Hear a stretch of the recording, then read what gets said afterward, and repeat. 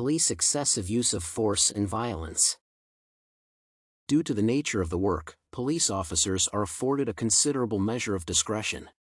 Officers are confronted with a variety of dangerous scenarios that need them to react quickly yet responsibly. They have the capacity to infringe on any citizen's right to freedom, and they must make effective use of that authority. The authority of officers to determine whether to use force or fatal damage is one of the main concerns with the presence of such discretion. The boundary between what is required and what is excessive is thin. In this paper, to provide a detailed understanding of the use of force, the mechanics behind such decision-making and the perception of the institution will be taken into consideration. The use of force is unquestionably important in policing. Nonetheless, the authority should be exercised with utmost caution. The excessive use of force by law enforcement may project a hostile environment for the local communities, while lenient behavior may threaten the life of the officer. The use of force by officers is a contentious topic that has tarnished the institution. Recent occurrences, such as the death of African Americans and the cruel treatment of minorities, have brought the public's attention to the police department's violent history. People may now use their cell phones to record incidents of aggression committed by police officers, raising awareness of the problem.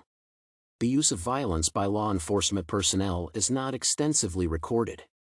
Indeed, the United States Commission on Civil Rights revealed that the lack of a complete record of police use of force makes it difficult to determine the extent to which the negative practice is prevalent.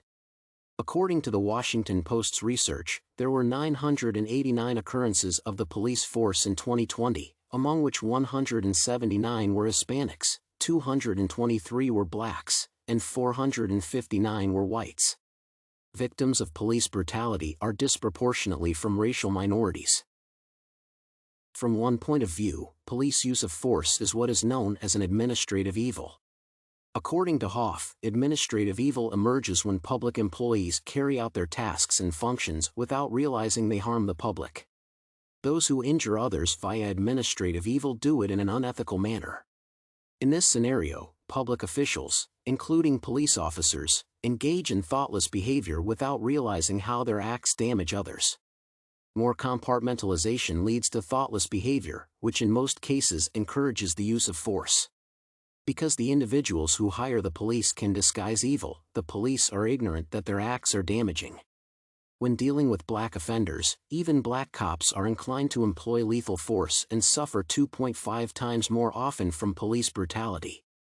Therefore, the perception of police violence as an administrative evil is valid. It is crucial to analyze the impact of contextual elements in comprehending police use of force. During each contact, the officer will assess the circumstances and decide whether or not to use force.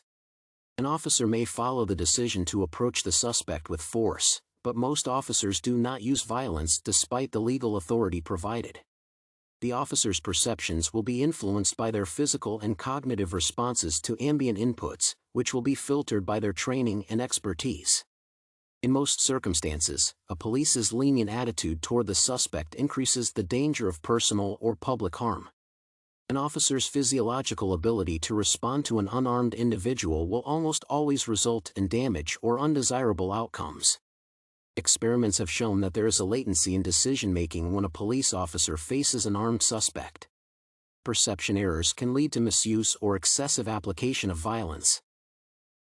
Nevertheless, there are no strict guidelines for every situation where the utilization of force by police could be standardized. Although the application of force is considered to be the last resort, the degree of freedom in decision-making complicates the consideration of necessity. Only the amount of force required to mediate a situation, make an arrest, or defend themselves or others from danger should be used by law enforcement officials. However, these scenarios could be interpreted broadly and often require a contextual understanding of the situation at hand. The continuum under which the force application is considered by police guides the decision-making process, but the critical moment of choosing the appropriate approach may delay the necessary response. The purpose of a police officer is to re-establish control as quickly as feasible while still safeguarding the neighborhood, hence more definitive violent methods are often taken in dealing with the suspect. However, quite often, such decisions could be interpreted as an abuse of authority. At the same time, they fall under the necessary actions required by the officers to protect the community. However, certain scenarios provide enough contextual information to justify the application of force. For example, armed conflict could be mitigated with the application of lethal force, while crimes involving minors should often be confronted with non-lethal actions that do not infringe on the rights or health of juveniles. However, it does not mean that the application of lethal force cannot be considered because a lenient approach to juveniles may result in the death of the officer. The intentions of the suspect should always be analyzed by the officer, and given that the signs recognized by the enforcer are justified, appropriate actions should be followed. Nevertheless, concerning minorities, the data suggests a biased approach to the resolution of conflicts. In my opinion, the increased reporting of institutionalized bias towards minorities suggests the necessity to redevelop the guidelines or form a new set of standards to mitigate situations involving minorities. Police use of force is often valid, but media portrayal emphasizes individual cases that demoralize the image of the institution.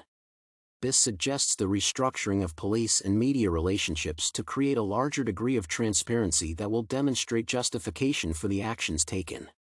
Otherwise, the institution will continue to be perceived as administrative evil as officers will continue to overstep their boundaries without realizing the excessiveness of their behavior on duty.